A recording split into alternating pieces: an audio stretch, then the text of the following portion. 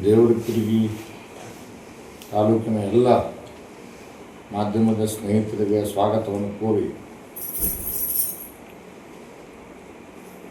ವಿಜಯಪುರ ಜಿಲ್ಲೆಯಲ್ಲಿ ಎಂಟೈರ್ ದೇವರಪುರಗಿ ಹೋಬಳಿ, ಕಲಿಕೇರಿ ಹೋಬಳಿ ಮತ್ತು ದೇವರಪುರಗಿ ತಾಲೂಕಿಗೆ ಸೇರಿರ್ತಕ್ಕಂಥ ಏನು ಹೊಸದಾಗಿ ದೇವರಪುರಗಿ ತಾಲೂಕಿನ ಹಳ್ಳಿಗಳಿದೆ, ಸಂಪೂರ್ಣ ಈ ಪ್ರದೇಶ ನೀರಾವರಿಯಿಂದ ದೂರ ಇರತಕ್ಕಂಥ ಪ್ರದೇಶ, ಅಂದರೆ ನೀರಾವರಿ ಆಗದೇ ಇರತಕ್ಕಂಥ ಪ್ರದೇಶಗಳು ಇಲ್ಲಿವರೆಗೆ ಕಂಪ್ಲೀಟ್ ಖುಷ್ಕಿ ಭೂಮಿ, ಒಣ ಬೇಸಾಯ ಇರತಕ್ಕಂಥ ಒಂದು ಪ್ರದೇಶ. ನಾನು ಕೂಡ ಈ ಭಾಗದಲ್ಲಿ 2 ಬಾರಿ ಶಾಸಕನಾಗಿ ಕೆಲಸ ಮಾಡಿರೋದ್ರಿಂದ ಮತ್ತು ವಿಶೇಷವಾಗಿ ಡೋನ್ ರಿವರ್ ಏನು ಭಾಳ ಪ್ರಮುಖವಾದ ಡೋನ್ ರಿವರ್ ಬರ್ತದೆ, ಆ ಡೋನ್ ರಿವರ್ ಇದೇ ಹೋಬಳಿಗಳಲ್ಲಿ ಹಾದು ಹೋಗ್ತಕ್ಕಂಥದ್ದು ತಾಳಿಕೋಟೆವರೆಗೆ. ಹೀಗಾಗಿ ಈ ಭಾಗದಲ್ಲಿ ಕಪ್ಪು ಮಣ್ಣಿನ ಪ್ರದೇಶ ಜಾಸ್ತಿ ಇರ್ತಕ್ಕಂಥದ್ದು ಮತ್ತು ಹೆಚ್ಚು ಮಳೆಯಾದಾಗ ಅದನ್ನು ತಡ್ಕೊಳ್ತಕ್ಕಂಥ ಶಕ್ತಿ ಈ ಭಾಗದ ಮಣ್ಣಿಗೆ ಬಹಳ ಕಡಿಮೆ. ಆದರೆ ಈ ವರ್ಷ ಏನು 3.5 ತಿಂಗಳಿಂದ ಮಳೆಯಾಗಿದೆ, ಆ ಮಳೆಯಿಂದ ಈ ಭಾಗದಲ್ಲಿ ಬೆಳೆದಿರ್ತಕ್ಕಂಥ ಬೆಳೆಗಳೇನಿದೆ, ಹತ್ತಿ ಇರ್ಬೋದು, ತೊಗರಿ ಇರ್ಬೋದು, ಆಮೇಲೆ ಈರುಳ್ಳಿ ಇರ್ಬೋದು, ಸಣ್ಣ ಪುಟ್ಟ ಏನು ರೈತರಲ್ಲೆಲ್ಲ ತೋಟಗಾರಿಕೆ ಬೋರ್ವೆಲ್ಲಿಂದ ಮಾಡ್ಕೊಂಡಿರ್ತಕ್ಕಂಥದ್ದು, ವಿಶೇಷವಾಗಿ ಹರ್ನಾಳ ಈ ಭಾಗದಲ್ಲಿ ಏನು ಮೊಮ್ಮಂಜೂರಿ, ಆಮೇಲೆ ನಿವಾಳಕೇಡ, ಚಿಕ್ಕರೂಗಿ, ತಾಂಬಾದವರೆಗೆ ಬರ್ತಕ್ಕಂಥದ್ದು ಏನು ಈ ಭಾಗದಲ್ಲಿ ಕೆಲವೊಂದಿಷ್ಟು ನೀರಿದೆ. ಮತ್ತು ಈ ಭಾಗದಲ್ಲಿ ಕನ್ನೊಳ್ಳಿ ತಗೊಂಡ್ರೆ ಇಲ್ಲೆಲ್ಲ ಸ್ವಲ್ಪ ಮೊಮ್ಮಂಜೂರಿ, ಇಲ್ಲೆಲ್ಲ ರೈತರು ಮುಳಸಾವಳಿ, ಈ ಭಾಗದಲ್ಲಿ ಕೆಲವು ಕಡೆ ರೈತರು ಬೋರ್ವೆಲ್ಗಳು ಮಾಡಿಕೊಂಡು ಅಲ್ಲೇನೋ ವಿಶೇಷವಾಗಿ ಭಾಗದಲ್ಲಿ ಏನೋ ಉಳ್ಳಾಗಡ್ಡಿ ಬೆಳೆಯುವಂಥದ್ದಿತ್ತು, ವ್ಯವಸ್ಥೆ ಇತ್ತು, ಅದು ಕೂಡ ಸಂಪೂರ್ಣವಾಗಿ ಹಾಳಾಗಿರ್ತಕ್ಕಂಥದ್ದು ಬೆಳೆ. ದೇವರಪುರಗಿ, ಕಲಿಕೇರಿ, ದೇವರಪುರಗಿ ಹೋಬಳಿ ಸೇರಿದಂತೆ ಮುದ್ದೇಬಿಹಾಳ ತಾಲೂಕಿನ ದೇವರಪುರಗಿ ತಾಲೂಕಿನ ಹೊಸ ಹಳ್ಳಿಗಳೆಂಬ ಅದೆಲ್ಲ ಸೇರಿದರೆ ಈ ಭಾಗದಲ್ಲಿ ಕನಿಷ್ಠ 50,000 ಹೆಕ್ಟೇರ್ ಪ್ರದೇಶದಲ್ಲಿ ಮುಂಗಾರು ಬಿತ್ತನೆ ಆಗಿದೆ. 50,000 ಹೆಕ್ಟೇರ್ ಪ್ರದೇಶದಲ್ಲಿ ಬಿತ್ತನೆ ಆಗಿರ್ತಕ್ಕಂಥ ಎಂಟೈರ್ ಬೆಳೆ ನಷ್ಟ ಆಗಿದೆ. ಯಾವುದೂ ಕೂಡ ಇವತ್ತು ರೈತನಿಗೆ ಬರದೇ ಇರತಕ್ಕಂಥ ಸ್ಥಿತಿ ಇಲ್ಲ. ಈಗಾಗಲೇ ನಮ್ಮ ರಾಜ್ಯದ ರೈತ ಮೋರ್ಚಾ ಅಧ್ಯಕ್ಷನಾಗಿ ಬೀದರಿಂದ ಬಹುತೇಕ ಉತ್ತರ ಕರ್ನಾಟಕದ ಬಹುತೇಕ ಜಿಲ್ಲೆಗಳ ಪ್ರವಾಸ ಮಾಡಿದ್ದೇನೆ. ಇವತ್ತು ನಾನು ದೇವರಪುರಗಿ ಭಾಗದ ಈ ಒಂದು ತಾಲೂಕಿನ ಹಳ್ಳಿಗಳಲ್ಲಿ ಹಾಯ್ದು ಹೋಗುವಂಥ ಸಂದರ್ಭದಲ್ಲಿ ನಾನು ಗಮನ ತೊಗೊಂಡಿರ್ತಕ್ಕಂಥದ್ದು ನೋಡಿದಾಗ ಕಣ್ಣಲ್ಲಿ ನೀರು ಬರುತ್ತೆ. ಯಾಕಂದರೆ ರೈತನ ಬೆಳೆ ಸಂಪೂರ್ಣವಾಗಿ ನಷ್ಟ ಆಗಿರ್ತಕ್ಕಂಥ.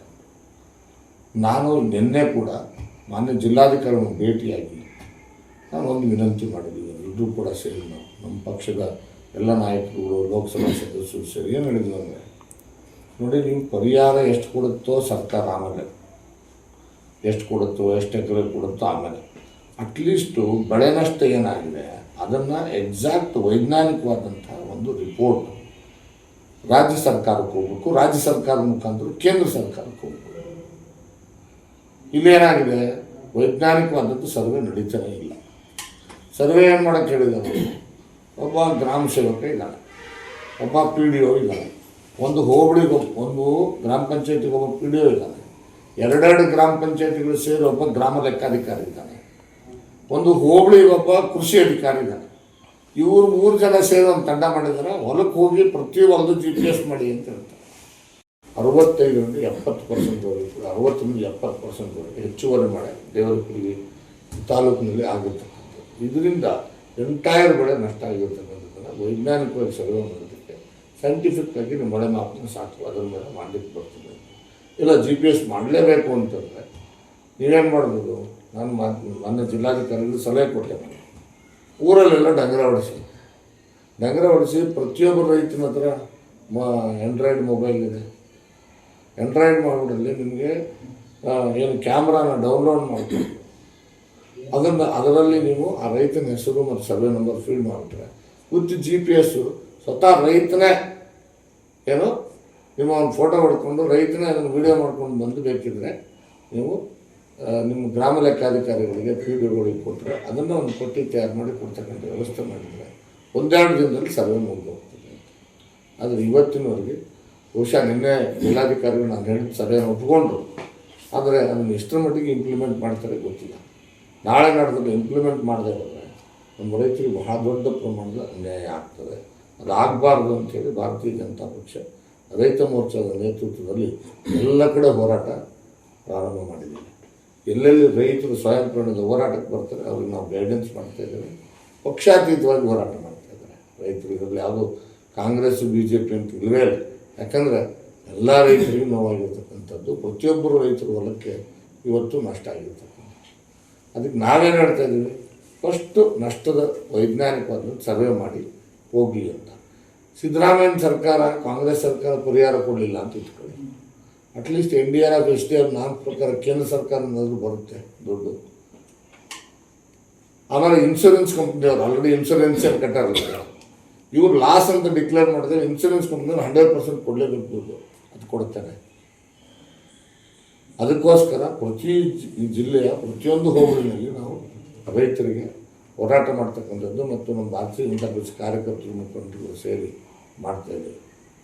ನಾಳೆ ತಾಳಿಕೋಟೆಯಲ್ಲಿ ಹೋರಾಟ ಪ್ರಾರಂಭ ಆಗ್ತದೆ. ವಿಶೇಷವಾಗಿ ಈ ಭಾಗದ ದೇವರಿಪುರಿ ಮತಕ್ಷೇತ್ರದಲ್ಲಿ ಸಾಧ್ಯ ಆದರೆ ಕಲಿಕೇರಿ, ದೇವರಿಪುರಿ, ಹೂಣಿಪುರಿ ಹೋಬಳಿಯಲ್ಲೂ ಕೂಡ ಒಂದು ಈ ರೈತರ ಪ್ರತಿಭಟನೆಯನ್ನು ಮಾಡಬೇಕು. ಯಾಕಂದರೆ ರೈತರೇ ಸ್ವಯಂ ಪ್ರೇರಣೆಯಿಂದ ಮಾಡಬೇಕು ಪ್ರತಿಭಟನೆ, ಇದನ್ನು ಪಕ್ಷಾತೀತವಾಗಿ ಮಾಡಬೇಕು. ನಾನು ವಿನಂತಿ ಮಾಡ್ತಕ್ಕಂಥದ್ದು ಏನು ಅಂದರೆ, ರೈತರಿಗೆ ತಮ್ಮ ಮುಖಾಂತರ ನಿಮ್ಮ ಊರುಗಳಲ್ಲಿ ರಸ್ತೆ ಹಾದು ಹೋಗ್ತದೆ, ಉದಾಹರಣೆಗೆ ದೇವರಿಪುರಿಗೆ ಇದು ಹೈವೇ ಹೋಗ್ತಾ ಇದೆ, 1 ಗಂಟೆ ಎಲ್ಲ ರೈತರೆಲ್ಲ ಸೇರಿ ನೀವು ಪ್ರತಿಭಟನೆ ಮಾಡೋದಕ್ಕೆ ಅವಕಾಶ ಇದೆ. ತಾಲೂಕು ಕಚೇರಿ ಮುಂದೆ ಅವಕಾಶ ಇದೆ. ನಾವು ರೈತರು ಪಾಪ ಕೆಲಸ ಬಿಟ್ಟು ಬಂದು ಜಿಲ್ಲಾ ಕೇಂದ್ರಕ್ಕೆ ಹೋಗಿ ನೀವು ಹೋರಾಟ ಮಾಡಬೇಕಂತ ಏನಿಲ್ಲ. ಬೇರೆ ಬೇರೆ ರೀತಿಯಾದಂಥ ಕನ್ನೊಳ್ಳಿ ರಸ್ತೆ ಹೋಗ್ತಾ ಇದೆ, ಅಲ್ಲಿ ನೀವು ಹೋರಾಟ ಮಾಡ್ಬೋದು. ಒಮ್ಮುಂಜೋಗಿ ಹೋರಾಟ ಮಾಡ್ಬೋದು. ನಿವಾಳಕೇಡು ಅಲ್ಲಿದೆ, ನಿಮ್ಮ ಚಿಕ್ಕರುಗಿ ಪಂಚಾಯತಿ ಮಟ್ಟದಲ್ಲಿ ಬಂದು ಅಲ್ಲೆಲ್ಲೆಲ್ಲೆಲ್ಲ ಹೋರಾಟಗಳನ್ನು ಮಾಡ್ತಕ್ಕಂಥದ್ದಕ್ಕೆ ರೈತರಿಗೆ ನಾನು ಸಲಹೆ ಕೊಡ್ತಾ ಇದ್ದೀನಿ. ಯಾಕಂದರೆ ಸ್ವಯಂ ಪ್ರೇರಣೆಯಿಂದ ಹೋರಾಟ ಆಗಬೇಕು ಅಂತ. ಇದರಿಂದ ರಾಜಕೀಯ ಉದ್ದೇಶ ಇಲ್ಲ, ಇದರಲ್ಲಿ ಯಾವುದೇ ರಾಜಕೀಯದ ಉದ್ದೇಶ ಇಟ್ಕೊಂಡು ನಾವು ಹೋರಾಟ ಮಾಡ್ತೀವಿ. ನಮ್ಮ ರೈತರ ಹೊಲಗಳು ಸರ್ವೆ ಆಗಬೇಕು.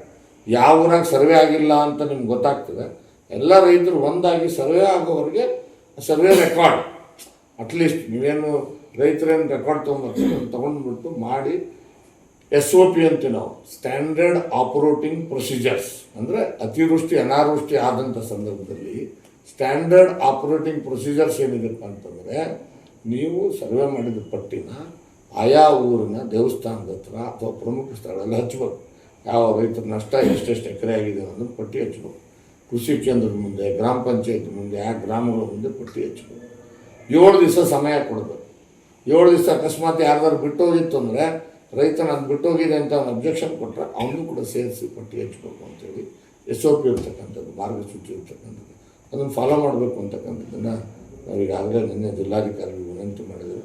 ನಾನು ಈ ದೇವರಿಪುರಿ ತಾಲೂಕಿನ ಎಲ್ಲ ರೈತ ಬಂಧುಗಳಿಗೂ ತಮ್ಮ ಮುಖಾಂತರ ನಾನು ತಿಳಿಸ್ಲಿಕ್ಕೆ ಬಯಸ್ತೇನೆ, ನಿಮ್ಮ ಹೊಲ ಹರಗೋದಕ್ಕಿಂತ ಮುಂಚಿತ.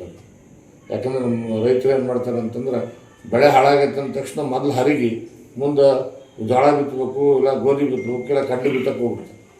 ಅದಕ್ಕೆ ಹರಗೋಕ್ಕಿಂತ ಮುಂಚಿತಾಗ ನೀವೇ ನಿಂತ್ಕೊಂಡು ಒಂದು ನಿಮಿಷದ ವಿಡಿಯೋ ಮಾಡ್ಕೊಳ್ಳಿ.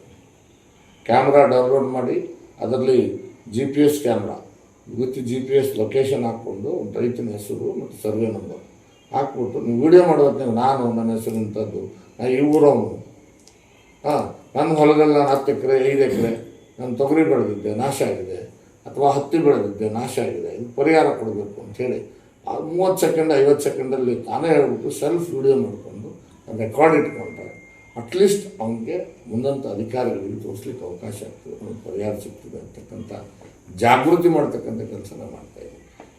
ಅದನ್ನು ತಮ್ಮ ಮುಖಾಂತರ ಇವತ್ತೇನು ಮಾಧ್ಯಮದ ಸ್ನೇಹಿತರಿದ್ದರೆ ತಾವು ಕೂಡ ಈ ವಿಷಯವನ್ನು ರೈತರಿಗೆ ಮುಟ್ಟಿಸುವಂಥದ್ದು ಆಗಬೇಕು ಅನ್ನೋ ದೃಷ್ಟಿಯಿಂದ ಇವತ್ತು ಇದು ಮಾಧ್ಯಮಗೋಷ್ಠಿಯನ್ನು ಮಾಡಿದ್ದೇನೆ. ಮತ್ತು ಆದಷ್ಟು ಬೇಗ ಈ ಭಾಗದಲ್ಲಿ ಕೂಡ ಸರ್ಕಾರ ಪರಿಹಾರ ಕೊಡಬೇಕು ಅಂತಕ್ಕಂಥದ್ದು ಒಂದು. ನಾನು ಇನ್ನೊಂದು ಮಾತನ್ನು ಹೇಳಲಿಕ್ಕೆ ಬಯಸ್ತೇನೆ, ಅತಿವೃಷ್ಟಿ ಅನಾವೃಷ್ಟಿ ಅನ್ನೋದು ಕರ್ನಾಟಕಕ್ಕೆ ಇದೇನು ಹೊಸದಾಗಿ ಬಂದಿದ್ದಲ್ಲ. ಬರಗಾಲ, ಅತಿವೃಷ್ಟಿ ಇವೆಲ್ಲ ಕೂಡ ನಮ್ಮ ಉತ್ತರ ಕರ್ನಾಟಕ ಭಾಗಕ್ಕೆ ಮಾಮೂಲಿ. 3 ವರ್ಷಕ್ಕೊಂದು ಸರಿ ದೊಡ್ಡ ಪ್ರವಾಹ ಬಂದೇ ಬರ್ತದೆ. 2009ರಲ್ಲಿ ಬಂದಿತ್ತು. ನಾನೇ ಇಲ್ಲಿ MLA ಆಗಿದ್ದೆ, ನಿಮ್ಮ ಗಮನದಾಗಿದೆ ಅಂತ ಅಂದ್ಕೊಂಡಿದ್ದೀನಿ. ನಾನೇ ಇಲ್ಲಿ MLA ಆಗಿದ್ದೆ. ದೊಡ್ಡ ಪ್ರವಾಹ ಬಂದಿತ್ತು, ಇದೇ ಸಾಕಾಳ ಊರೊಳಗೆ ನೀರೊಳಗೆ ಮುಗಿಲಿತ್ತು. ಇದೇ ಬೂದಾಳ, ಇಲ್ಲಿ ಒಂದು ಬೂದಾಳ ಬರ್ತದೆ, ಅಲ್ಲೊಂದು ಕಂಪ್ಲೀಟ್ ನೀರೊಳಗೆ ಮುಗಿತ್ತು. ಹೀಗೆ ಇಡೀ ಅವಾಗ BJP ಸರ್ಕಾರ ಇತ್ತು, ನಾನು ಕಾಂಗ್ರೆಸ್ನಲ್ಲಿದ್ದೆ, ಯಡಿಯೂರಪ್ಪನ ಮುಖ್ಯಮಂತ್ರಿ. ನಮ್ಮ ಜಿಲ್ಲೆಯಲ್ಲಿ 168 ಹಳ್ಳಿಗಳಲ್ಲಿ ನೀರು ಹೋಗ್ತಿತ್ತು, ಭೀಮಾ, ಕೃಷ್ಣೆ ಮತ್ತು ದೋಣಿಗಳಲ್ಲಿ. 168 ಹಳ್ಳಿಗಳಲ್ಲಿ ಎಷ್ಟು ಮನೆಗಳಿಗೆ ನೀರು ಹೋಗ್ತಿದೆ, ಎಲ್ಲ ಮನೆಗಳಿಗೆ 10,000 24 ಗಂಟೆಲಿ ಪರಿಹಾರ ಕೊಟ್ಟರು ಅವಾಗ 2009. ಅದಲ್ಲದೆ 68 ಹಳ್ಳಿಗಳನ್ನು ಶಿಫ್ಟ್ ಮಾಡಿದ್ವಿ. ನಮ್ಮದಾಗಿರಲಿ ಸೈಟ್ ಕೊಟ್ಟು ಅವನಿಗೆ ಮನೆ ಕಟ್ಟಿಸ್ಕೊಟ್ಟು ಕರೆಂಟು, ನೀರು, ರಸ್ತೆ ಎಲ್ಲ ವ್ಯವಸ್ಥೆಗಳು ಮಾಡಿಕೊಟ್ಟು ಒಂದೇ ವರ್ಷದಲ್ಲಿ ಮೇಡಮ್ ಸರ್. ಅವಾಗ BJP ಸರ್ಕಾರ, ನಾನು ಕಾಂಗ್ರೆಸ್ನಲ್ಲಿ ಇದ್ದೆ ನಿಜ. ಅವಾಗ ಹೈಯೆಸ್ಟ್ 68 ಊರುಗಳನ್ನು ಸಂಪೂರ್ಣ ಶಿಫ್ಟ್ ಮಾಡಿಕೊಟ್ಟಿರ್ತಾರೆ. 2019ರಲ್ಲಿ ಯಡಿಯೂರಪ್ಪನವರು ಮುಖ್ಯಮಂತ್ರಿಯಾಗಿ ಪ್ರಮಾಣ ವಚನ ಸ್ವೀಕಾರ ಮಾಡಿ 4 ದಿನಕ್ಕೆ ಮಳೆ ವಿಚಾರ ಅವರು. ಅವಾಗೇನು ಮಾಡಿದ್ರು ಅವರು? ವಿಮಾನದಾಗ ಬರಲಿಲ್ಲ, ಸೀದಾ ಬೆಳಗಾವಿ ಬಂದರು. ವಿಮಾನದಾಗ ಬೆಳಗಾವಿನಲ್ಲಿ ಹಿಡಿದವರೆ ರಾಮದುರ್ಗಕ್ಕೆ ಬಂದರು. ರಾಮದುರ್ಗದಲ್ಲಿ ಅನೌನ್ಸ್ ಮಾಡಿಬಿಟ್ರು ಏನಂತ, ಯಾರು ಈ ಮಳೆ ಪ್ರವಾಹದಲ್ಲಿ ಮಳೆಯಿಂದ ಸತ್ತೋಗಿದ್ದಾನೋ 5 ಲಕ್ಷ ರೂಪಾಯಿ, ಯಾರು ಮನೆ ಸಂಪೂರ್ಣ ಬಿದ್ದೋಗಿದೆ 5 ಲಕ್ಷ ರೂಪಾಯಿ ಅನೌನ್ಸ್ ಮಾಡೋದು. ಅಷ್ಟೇ ಅಲ್ಲ, 24 ಗಂಟೆಯಲ್ಲಿ ಕೊಡಬೇಕು ಅಂತ ಹೇಳಿದ್ರು. ಯಾರ ಮನೆ ಹೊಸ್ತಿಲ್ ತನ್ನ ನೀರು ಬಂದಿದೆ ಅವ್ರಿಗೆ 10,000 ರೂಪಾಯಿ ಕೊಡಬೇಕು. ಯಾರು ಬೆಳೆ ನಾಶ ಆಗಿದೆ ಅದಕ್ಕೆ ಪರ್ ಹೆಕ್ಟರ್ 2019ರಲ್ಲಿ ನಾವು 16,800 ರೂಪಾಯಿ, 16,500 ರೂಪಾಯಿ ಪರ್ ಹೆಕ್ಟರ್ 2000. ರಾಜ್ಯ ಸರ್ಕಾರದಿಂದ 10,000 ರೂಪಾಯಿ. NDRF ಪ್ರಕಾರ 6,500 ರೂಪಾಯಿ. ಇದು ಖುಷಿ. ನೀರಾವರಿ ಭೂಮಿಗೆ 13,500 ರೂಪಾಯಿ ಇತ್ತು, ಅದಕ್ಕೆ 10,000 ರೂಪಾಯಿ ಹಾಕಿ 23,500 ರೂಪಾಯಿ ಕೊಡ್ತಕ್ಕಂಥ ಕೆಲಸ ನಮ್ಮ ಸರ್ಕಾರ ಮಾಡ್ತಾ 2019ಗೆ. ನೀರಾವರಿಗೆ 18,000 ಇತ್ತು, 10,000 ರೂಪಾಯಿ ಹಾಕಿ 21,000 ಕೊಟ್ಟು. ಯಾವಾಗ? 2019. ಬಜೆಟ್ ಎಷ್ಟಿತ್ತು? 2,35,000 ಕೋಟಿ ಅವಾಗ ಕರ್ನಾಟಕದ ಬಜೆಟ್. ಈಗ ಎಷ್ಟಿದೆ? 4 ಲಕ್ಷ ಕೋಟಿ. 3 ಲಕ್ಷ ಚಿಲ್ಲರೆ ಇದೆ, 86,000 ಚಿಲ್ಲರೆ ಇದೆ. 3 ಲಕ್ಷ ಅಜ್ಮಾಸ್ 4 ಲಕ್ಷ ಕೋಟಿ ಬಜೆಟ್. ನಾವು 10,000 ಕೊಟ್ಟಿವಿ 2,30,000 ಇದ್ದಾಗ. ಈಗ 4 ಲಕ್ಷದಾಗ ಎಷ್ಟು ಕೊಡಬೇಕು? ಕನಿಷ್ಠ 25,000 ಕೊಡಬೇಕು ರಾಜ್ಯ ಸರ್ಕಾರದಿಂದ. ಕೇಂದ್ರ ಸರ್ಕಾರದ್ದು ನಿಯಮಾವಳಿ ಪ್ರಕಾರ NDRF SDRF ಏನು ಬರ್ತದೆ ಅದು ಬರಲಿ. ಅದ್ರ ಜೊತೆಗೆ ರಾಜ್ಯ ಸರ್ಕಾರ ಕನಿಷ್ಠ 25,000 ರೂಪಾಯಿ ಪರ್ ಹೆಕ್ಟರ್ ಹಾಕ್ಕೊಡ್ಬೋದಾಗಿ. ಅದು ಸಿದ್ದರಾಮಯ್ಯ ಸರ್ಕಾರದ ಕೊಡ್ತಾರೆ. ನಾವು ಕೊಟ್ಟಿದ್ದು ಎಷ್ಟು ಗೊತ್ತಾ? 2019ರಲ್ಲಿ 20,000 ಕೋಟಿ ಕೊಟ್ಟಿದ್ದೀವಿ ರಾಜ್ಯ ಸರ್ಕಾರದಿಂದ. ಎಷ್ಟು? 20,000 ಕೋಟಿ. ರೋಡ್ಸು, ಬ್ರಿಡ್ಜಸ್ಸು, ರೈತರಿಗೆ ಪರಿಹಾರ, ಸತ್ತೋದನಿಗೆ ಪರಿಹಾರ, ಮನೆಗಳು ಬಿದ್ದೋದಕ್ಕೆ ಪರಿಹಾರ ಸೇರಿ 20,000 ಕೋಟಿ ಕೊಟ್ಟಿದ್ವಿ. ಇವತ್ತು ಸಿದ್ದರಾಮಯ್ಯನವರು ವೈಮಾನಿಕದ ಇದನ್ನು ಮಾಡಿ ಸಮೀಕ್ಷೆ ಮಾಡಿ ಇಲ್ಲಿ ನಮ್ಮ ಗುಲ್ಬರ್ಗದಲ್ಲಿ ಅನೌನ್ಸ್ ಮಾಡ್ತಾರೆ. ಎಷ್ಟು ಗೊತ್ತಾ? 2,500 ಕೋಟಿ. ಅದರಲ್ಲಿ ಬೆಳೆ ಪರಿಹಾರಕ್ಕೆ 1,700 ಕೋಟಿ ಅನೌನ್ಸ್ ಮಾಡಿಲ್ಲ. ಎಷ್ಟು ಎದಕ್ಕೆ ಸಾಲ್ತದೆ? ನಮ್ಗೆ 20,000 ಕೋಟಿಯಲ್ಲಿ ಇದರಲ್ಲಿ. ಪಕ್ಕದ ಮಹಾರಾಷ್ಟ್ರ ಭೀಮಾ ನದಿ ಏನು ಎಫೆಕ್ಟ್ ಆಗೈತಲ್ಲ ಇದೆಲ್ಲ ಪಕ್ಕದ ಮಹಾರಾಷ್ಟ್ರದಲ್ಲಿ ಏನು ಅನೌನ್ಸ್ ಮಾಡಿದ್ದಾರೆ? 31,628 ಕೋಟಿ ಪ್ಯಾಕೇಜ್ ಅನೌನ್ಸ್ ಮಾಡಿಬಿಟ್ಟು ಪರ್ ಎಕರೆ 37,000 ರೂಪಾಯಿ ಪರಿಹಾರ ಕೊಡಕತ್ತಾರೆ ಪರ್ ಎಕರೆ. ಈಗ ಭೀಮಾ ನದಿ ಈ ರೀತಿ ಪ್ರವಾಹ ಬಂದು ಹೊಲಗಡೆಲ್ಲ ಕೊಚ್ಕೊಂಡೋಗಿದ್ದಾವೆ. ಹೊಲಗಡೆ ಕೊಚ್ಕೊಂಡೋದಂಥ ಪ್ರತಿಯೊಬ್ಬ ರೈತರ ಕುಟುಂಬಕ್ಕೆ 3 ಲಕ್ಷ ರೂಪಾಯಿ PMGSನಲ್ಲಿ 3 ಲಕ್ಷ ರೂಪಾಯಿ ಅಂಡರ್ NREG ಇದು ಬರುತ್ತಲ್ಲ, 3 ಲಕ್ಷ ರೂಪಾಯಿ ಸ್ಪೆಷಲ್ ಪ್ಯಾಕೇಜ್ ಮಾಡಿ ಅದನ್ನ ಹೊಲಗಳನ್ನು ಮತ್ತೆ ರೆಡಿ ಮಾಡೋದಕ್ಕೆ 3 ಲಕ್ಷ ಕೊಡ್ತಾರೆ.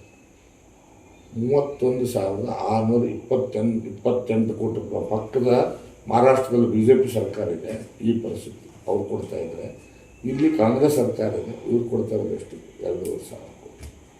ನಾವು 2019ರಲ್ಲಿ ಕೊಟ್ಟಿದ್ದಷ್ಟು 20,000 ಕೋಟಿ. ಅದನ್ನು ಇವತ್ತು ಮಾಧ್ಯಮದ ಮುಖಾಂತರ ನಾನು ಜನರಿಗೆ ಹೇಳಲಿಕ್ಕೆ ಬಯಸ್ತೇನೆ. ಕಾಂಗ್ರೆಸ್ ಸರ್ಕಾರ ಯಾವತ್ತಿಗೂ ಕೂಡ ರೈತರ ಪರವಾಗಿಲ್ಲ ಅಂತಕ್ಕಂಥ ಇದಕ್ಕಿಂತ ದೊಡ್ಡ ಸಾಕ್ಷಿ ಏನು ಬೇಕಾಗಿಲ್ಲ ಅಂತಕ್ಕಂಥದ್ದು. ಆದರೂ ನಾನು ರೈತರಿಗೆ ಒಂದು ಮಾತು ಹೇಳಿಕ್ಕೆ ಬಯಸ್ತೇನೆ, ಯಾರೂ ಕೂಡ ನೀವು ಸಂಯಮ ಕಳ್ಕೊಳ್ಳಿ. ಕಷ್ಟ ಇದೆ ಅಂತ ಹೇಳ್ಬಿಟ್ಟು ಬೇರೆ ಒಬ್ಬ ಅನಾಹುತ ಮಾಡ್ಕೊಳ್ಳಿಕ್ಕೆ ಹೋಗ್ಬಿಡಿ. ಯಾಕಂದ್ರೆ ಈ ಸಾರಿ ಸಂಪೂರ್ಣ ಬೆಳೆ ನಾಶ ಆಗಿದೆ. ಈ ಸಾರಿ ರೈತನ ಬದುಕು ಭಾಳ ಕಷ್ಟ ಇದೆ. ಅದಕ್ಕೆ ನಾವು ಸರ್ಕಾರಕ್ಕೆ ಆಗ್ರಹ ಮಾಡ್ತೇವೆ, ಕನಿಷ್ಠ ಪರ್ ಹೆಕ್ಟರ್ 25,000 ರೂಪಾಯಿ ರಾಜ್ಯ ಸರ್ಕಾರದಿಂದ ಕೊಡಬೇಕು. NDRF ನಾನು ಕೊಡ್ತೇವೆ ಮತ್ತು ಕೇಂದ್ರ ಸರ್ಕಾರ ಕೊಡ್ತದೆ. ಸಂಪೂರ್ಣ ಹಾನಿ ಅಂತ ಘೋಷಣೆ ಮಾಡಬೇಕು. ಮತ್ತು ಎಂಟೈರ್ ರೈತರದ್ದು ಏನು ದೇವರಿಪ್ಪರಿಗೆ ತಾಲೂಕಿನ ಹಳ್ಳಿಗಳಿಗೆ ಬರ್ತಕ್ಕಂಥ 50,000 ಎಕರೆ ಭೂಮಿಯಲ್ಲಿ ಜನ ಬಿತ್ತಿದ್ದಾರೆ. ಇಲ್ಲಿ ಯಾವುದೂ ನೀರಾವರಿ ಪ್ರದೇಶ ಇಲ್ಲ. ಹೀಗಾಗಿ ಇಲ್ಲಿ ಕಬ್ಬಿನ ಪ್ರದೇಶ ಬಹಳ ಕಡಿಮೆ. ಎಲ್ಲೋ 1% ಇರ್ಬೋದೇನೋ ಕಮ್ಮಿ. ಹೀಗಾಗಿ ಇದು ಎಂಟೈರ್ ಬೆಳೆನ ನಾಶ ಅಂತ ಘೋಷಣೆ ಮಾಡಬೇಕು, ಸರ್ವೆ ಆಗಬೇಕು ಮತ್ತು ಪರಿಹಾರ ಕೊಡಬೇಕು ಅಂತ ತಮ್ಮ ಮುಖಾಂತರ ನಾನು ಆಗ್ರಹ ಮಾಡ್ತೀನಿ.